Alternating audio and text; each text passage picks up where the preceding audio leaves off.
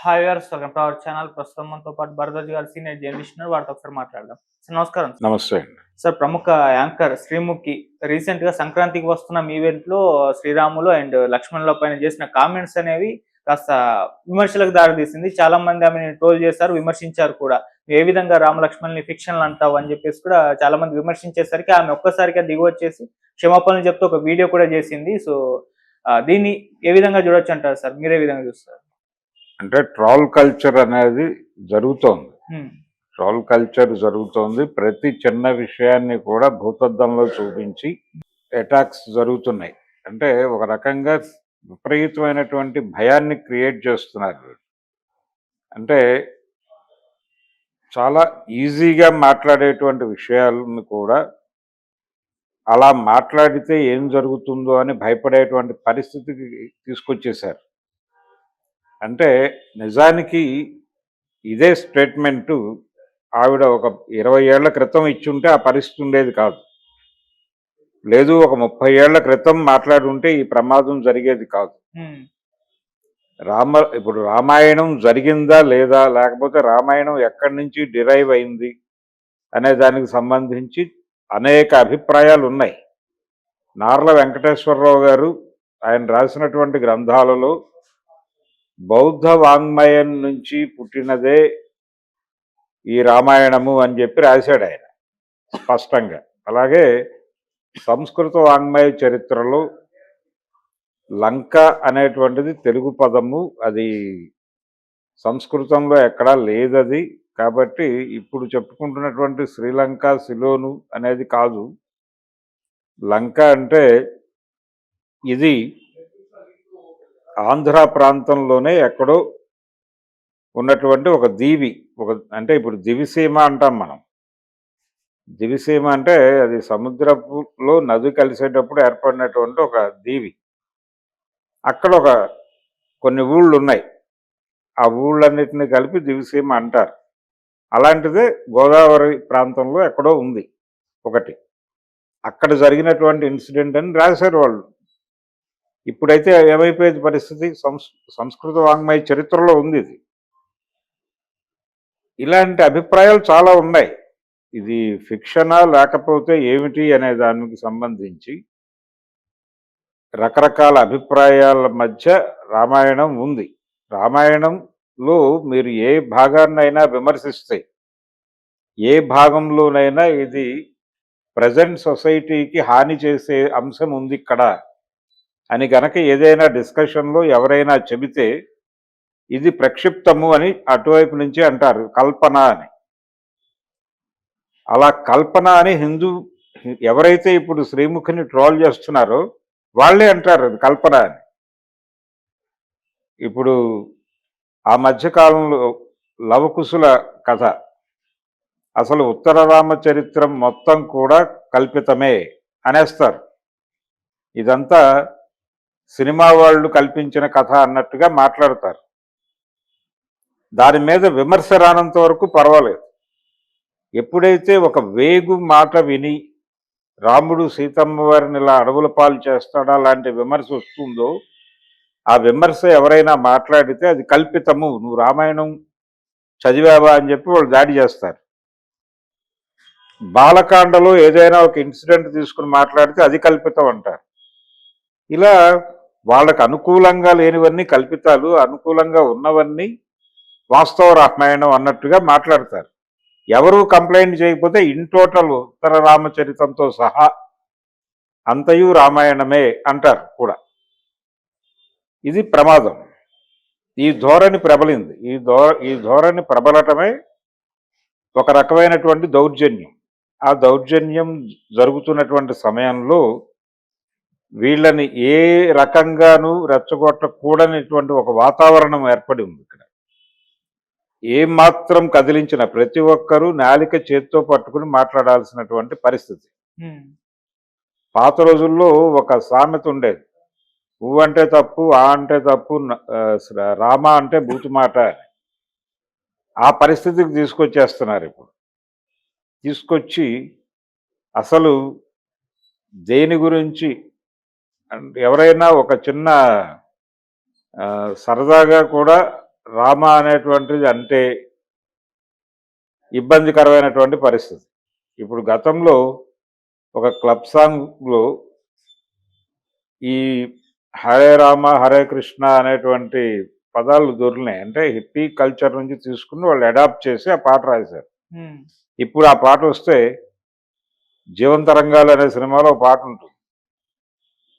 అలాంటి పాటలు ఇప్పుడు వస్తే వాళ్ళ మీద దాడి జరిగిపోతుంది, ఆ డైరెక్టర్ల మీద వాళ్ళ మీద. ఆ పరిస్థితిలో ప్రస్తుతం హిందుత్వ అనేది ఉంది. ఇప్పుడు రామాయణం గురించి కానీ భారతం గురించి కానీ అసలు హిందూ దేవీ దేవతల గురించి కానీ సాధ్యమైనంత వరకు మాట్లాడకుండా ఉండటమే మంచిది. ఏ మాత్రం సరదాగా మాట్లాడినా ఇమ్మీడియట్గా దాడి జరిగి ట్రోల్కి గురవుతారు. అనేక కార్టూన్లు ఉండేవి పాత రోజుల్లో. పౌరాణిక హాస్యం అనే ఒక జానర్ ఉండేది. పౌరాణిక హాస్యం అనేది ఇప్పుడు నిషిద్ధం. పౌరాణిక హాస్యం నిషిద్ధం. ఆ పాత్రల గురించి ఏ చిన్న మాట మాట్లాడినా దాన్ని వివాదం చేయడానికి సిద్ధంగా రెడీగా ఉన్నారు ట్రోల్ సైన్యం. వీళ్ళు వెంటనే మీద పడిపోతారు. అందుకని చాలా అప్రమత్తంగా ఉండవలసినటువంటి పరిస్థితి ఉంది. ఇలాంటివి సాధ్యమైనంత వరకు జరగకుండా చూసుకోవాల్సిన అవసరం ఉంది. ఎందుకంటే దీనివలన ఏం జరుగుతుంది, ఒక డిస్కషన్ మొదలవుతుంది సమాజంలో. ఇప్పుడు ఆ అమ్మాయి అనేసింది అక్కడ మాట, రామలక్ష్మణులు అనేవాళ్ళు ఫిక్షనల్ క్యారెక్టర్స్ కావచ్చు, కానీ ఇక్కడ ఒక నిజమైన రామలక్ష్మణులు కనిపిస్తున్నారు, దిల్ రాజు శిరీషు అంది. ఆ మాట అనటంతో రాముడి స్థాయి, రాముడు లక్ష్మణుడు అనే వాళ్ళని ఫిక్షనల్గా మార్చేసి ఒరిజినల్ రామలక్ష్మణులు వీళ్ళేనా అనిపించేటట్టు ఈ వాక్యం దొర్లింది అనేది ట్రోలర్స్ అభిప్రాయం. వీళ్ళ ప్రాపకం కోసం, వీళ్ళ మనసులు గెలుచుకోవటం కోసం, తద్వారా తన వ్యక్తిగత లబ్ధి పొందటం కోసం ఆవిడ వాంటెడ్గా రాముడిని డౌన్ చేసి లక్ష్మణుడిని డౌన్ చేసి వీళ్ళిద్దరిని ఆ స్థాయికి పెంచింది అనేది వాళ్ళ ఆరోపణ, వాళ్ళ ట్రోల్ సారాంశం అది. సో ఇది జరుగుతుంది. అందుకని సాధ్యమైనంత వరకు ఇది బయట జరుగుతున్నటువంటి చర్చలు, హిందూ మతంలో ఉన్నటువంటి న్యూట్రల్స్ ఉంటారు, హిందుత్వతో ఇప్పటి వరకు అటాచ్ కానటువంటి బ్యాచ్ ఉంటుంది, వాళ్ళు కూడా వీళ్ళు దాన్ని అక్కడ దాకా తీసుకెళ్ళిపోతారు. వాళ్ళ దాకా తీసుకెళ్ళిపోయినప్పుడు వాళ్ళు కూడా గాయపడతారు. అదేంటి, ఎందుకు అనాల్సి వచ్చింది, ఆ సందర్భం కాదు కదా, ఆ ప్రస్తావన తీసుకురావాల్సిన అవసరం లేకుండా ఈ అమ్మాయి ఎందుకు మాట్లాడింది అంటే నిజంగానే హిందూ మతం ప్రమాదంలో ఉందేమో వీళ్ళు చెప్తున్నట్టు. హిందూ మత పరిరక్షణకు మనందరం కట్టుబడి ఉండాలేమో అనుకుని అప్పటిదాకా లిబరల్ గాను న్యూట్రల్ గాను ఉన్నోళ్ళు కూడా హిందుత్వాకి అటాచ్ అవుతారు. ఇది ఒక ప్రమాదం ఉంది దీనిలో. అందుకని సాధ్యమైనంత వరకు బహిరంగ వేదికల మీద రెచ్చగొట్టే ప్రకటనలు, రెచ్చగొట్టడానికి వాళ్ళు దీనికోసం వెయిట్ చేస్తూ ఉంటారు. ఇలా ఎవరన్నా మాట్లాడితే దాడి చేయటం ద్వారా లిబరల్స్ని తమ వైపు అట్రాక్ట్ చేసుకోవటం అనేది వాళ్ళ ప్రోగ్రాం. ఈ ప్రోగ్రాం జరగటం కోసం ఎవరో ఒకళ్ళు మాట్లాడాలి. ఎవరు మాట్లాడకపోతే వీళ్ళకి పని దొరకదు. ఇప్పుడు అనుకోకుండా వీళ్ళకి ఆవిడ పని కల్పించింది, అందుకు నిజానికి వాళ్ళు థ్యాంక్స్ చెప్పాలి ఆవిడకి. కానీ దాడి జరుగుతుంది. ఆవిడ క్షమాపణ చెప్పుకుంది, నేను హిందువునే, నాకు అర్థమైంది నేను చేసిన తప్పేమిటో, నన్ను మన్నించండి, పెద్ద మనసు చేసుకుని ఆవిడ ఒక వీడియో చేసి బయట సోషల్ మీడియాలో పెట్టారు. ఆ వీడియో చేసిన పద్ధతి మీద కూడా ఇప్పుడు విమర్శ మొదలైంది, ట్రోల్ మొదలైంది. దాంట్లో కూడా ఆవిడ ఫిక్షనల్ క్యారెక్టర్స్ అనే పదం వాడేశారు. నేను ఇలా అన్నాను, ఫిక్షనల్ క్యారెక్టర్స్ అన్నాను, అందుకు క్షమాపణ చెప్పండి అంది ఆవిడ. అక్కడ కూడా ఆ మాట అనకుండా, నేను ఆ రోజు ఆ ఈవెంట్లో మాట్లాడిన మాటలు పూర్తిగా తప్పు, నన్ను మన్నించండి అని కదా మాట్లాడాల్సింది ఆవిడ. మళ్ళీ అదే మాట ఇక్కడ కూడా మాట్లాడేస్తుంది ఏమిటని దాడి చేస్తున్నారు. ఆవిడేమో ఒకవైపు కన్ఫెస్ అవుతున్నప్పుడు అడ్మిట్ చేయాలి కదా, నువ్వు అడ్మిట్ చేయకుండా మళ్ళీ దాడి ఏంటి అంటే వాళ్ళ ఉద్దేశం వీళ్ళ మీద దాడి చేయటం కాదు, వీళ్ళు ఇలా మాట్లాడుతున్నారు అనే విషయాన్ని విస్తృతమైన ప్రజల్లోకి తీసుకెళ్ళి హిందూ మతం ప్రమాదంలో ఉంది అని వాళ్ళు చెప్తున్నటువంటి ఆర్గ్యుమెంట్కి ఆలంబన కల్పించుకోవటం కోసం వాళ్ళు ఈ పని చేస్తారు. ఇది ఒరిజినల్ ప్రోగ్రాం హిందుత్వ శక్తులది, లేదు సంఘ్ పరివార్ది ఒరిజినల్ ప్రోగ్రాం ఇది. అందుకని అప్రమత్తంగా ఉండాలి. వాళ్ళని రెచ్చగొట్టకుండా మన రోజువారీ కార్యక్రమాలు జరుపుకోవటం మంచిది అనే పరిస్థితి కల్పించారు. మొన్న బుక్ ఫైర్ లో జరిగినటువంటి ఇన్సిడెంట్లు కూడా అదే కారణం. ఆ రోజు వీక్షణం స్టాల్ మీద దాడి జరిగినప్పుడు హిందూ మతం పరమ దుర్మార్గమైనది అని ఆయన ఒక అంబేద్కర్ కొటేషన్ కోట్ చేసే పరిస్థితి కల్పించారు. కల్పించి దాన్ని వీడియో తీశారు. ఆ వీడియోలో ఆ డైలాగ్ తీసుకున్నారు. ఏది ఆయన నోట్లోంచి వచ్చినటువంటి హిందూ మతం పరమ దుర్మార్గమైనది అనేది ఒక్కటే తీసుకుని దాన్ని అనేక మాధ్యమాల్లో నుంచి తోసేశారు. వాళ్ళ పర్పస్ నెరవేరిపోయింది. ఇప్పుడు ఇది చూసినటువంటి చాలామంది న్యూట్రల్ హిందువులు, లిబరల్ హిందువులు కూడా వెళ్ళిపోయి వాళ్ళతో అటాచ్ అయిపోతారు. దాంతో ఈ దేశంలో ప్రజాస్వామికంగా లౌకికంగా ఆలోచించే వాళ్ళకి బలం తగ్గిపోతుంది. ఇదో ప్రమాదం ఉంది దీనిలో. అందుకని సాధ్యమైనంత వరకు వాళ్ళని రెచ్చగొట్టే వ్యాఖ్యలు చేయకుండా నాలిక చేత్తో పట్టుకొని ఉండటం మంచిది. ఒళ్ళు దగ్గర పెట్టుకుని మాట్లాడాలి ఎవరైనా సరే. మేము నాస్తికులం అనే ఉద్దేశంతో గబగబా రాముడి మీదో లేకపోతే లక్ష్మణుడి మీదో మరొకటి మీదో ఒక కామెంట్ చేయటం అనేది కోరి ప్రమాదాన్ని తెచ్చుకోవటమే. అందుకని అది చేయకూడదు. ఇప్పుడు లౌకిక శక్తుల ముందు ఒక ప్రధానమైనటువంటి బాధ్యత ఉంది. అదేంటంటే ఈ లిబరల్స్ని అట్రాక్ట్ చేసుకోవాలి, ఈ లిబరల్స్ని కాపాడుకోవాలి. హిందూ మతంలో ఉన్నటువంటి లిబరల్స్ని, న్యూట్రల్స్ని, ఒక తటస్థవాదుల్ని పరిరక్షించుకోవడం మాత్రమే కాదు, వాళ్ళ సంఖ్య పెంచాల్సిన అవసరం ఉంది. వాళ్ళ సంఖ్య పెంచాలంటే మనం సాధ్యమైనంత వరకు వీళ్ళకి ఆహారం వేయకూడదు. ఎవరికి ఈ ట్రోల్ సైన్యానికి, ఈ హిందుత్వ శక్తులకి మనం ఆహారం వేస్తే వాళ్ళు దీన్ని పట్టుకెళ్ళి వాళ్ళని లాగేసుకుంటారు.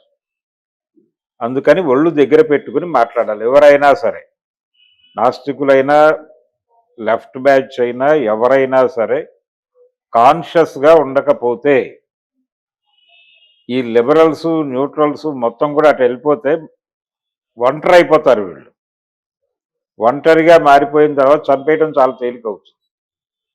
అందుకని అక్కడ దాకా పరిస్థితి తీసుకెళ్లకుండా వాళ్ళకి బలం రాకుండా చేయటానికి సాధ్యమైనంత వరకు గౌరవప్రదంగా మాట్లాడటం బెటరు, అసలు అవాయిడ్ చేయటం బెటర్. శ్రీముఖి ఇలాంటి వాళ్ళు కొంచెం ఈవిడికి పర్టికులర్గా పొలిటికల్ ప్రోగ్రామ్ కూడా లేదు. ఈ దేశంలో లౌకికవాదాన్ని నిలబెట్టాలనే తపన మరొకటో లేదు. ఆవిడ బ్రాటప్ నుంచి అనుకోకుండా ఆవిడలో పెరిగినటువంటి కొన్ని అభిప్రాయాలు, ఆ అభిప్రాయాల కోణంలో నుంచి ఆవిడ ప్రమేయం లేకుండానే ఆ భావన వచ్చింది. దాన్ని ఎక్స్క్యూజ్ చేసే పరిస్థితుల్లో వాళ్ళు లేరు, చెయ్యరు. వాళ్ళకి ఇది కావాలి. దీన్ని ప్రచారం చేయడం ద్వారా హిందూ మతం ప్రమాదంలో ఉంది, రండి మనందరం సంఘటితం అవుదాం అంటాడు. వాళ్ళకి అలా ఒక రకమైన అద్భుతమైన సహాయం చేసింది ఆవిడ.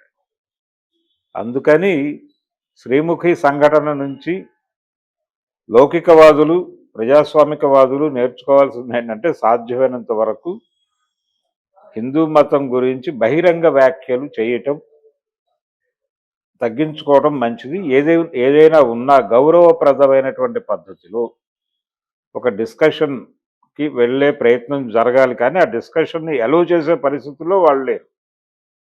అందుకని ఈ బహిరంగ వ్యాఖ్యలు చేయటం కన్నా కూడా ఆ గ్రూప్స్లోకి వెళ్ళి డిస్కస్ చేసి, ఇప్పుడు రకరకాల గ్రూపులుగా ఉన్నారు భక్తులు, ఉన్నప్పుడు ఆ గ్రూప్స్ దగ్గరికి వెళ్ళి పర్సనల్గా ఫ్రెండ్లీ టాక్ చేస్తూ వాళ్ళకి పరిస్థితిని అర్థం చేయించడం ద్వారా ఈ లిబరల్స్ని, తటస్థవాదుల సంఖ్యని పెంచుకుంటూ వాళ్ళని బలహీనపరచాలి, వాళ్ళని ఒంటరిని చేయాలి. గతంలో వాళ్ళు ఒంటరిగానే ఉండేవాళ్ళు. ఉన్నప్పుడు ఎవరు ఏం మాట్లాడినా సమాజం ఇలా రియాక్ట్ అయ్యేది కాదు. సమాజం అలా ఉంది కాబట్టి అప్పుడు ఎన్టీ రామారావు లాంటి వాళ్ళు మరొకళ్ళు కొన్ని సినిమాల్లో నీది ఏ కులమో లాంటి డైలాగులు పెట్టినా ప్రమాదం జరగలేదు, ట్రోల్కి గురి కాలేదు. ఇప్పుడు కష్టం, ఇప్పుడు ఆ పరిస్థితి లేదు. అందుకని జాగ్రత్తగా ఉంటూ అప్రమత్తంగా ఉంటూ లిబరల్స్ని ఎలా కోఆర్డినేట్ చేసుకోవాలన్న దాని మీద దృష్టి పెట్టకపోతే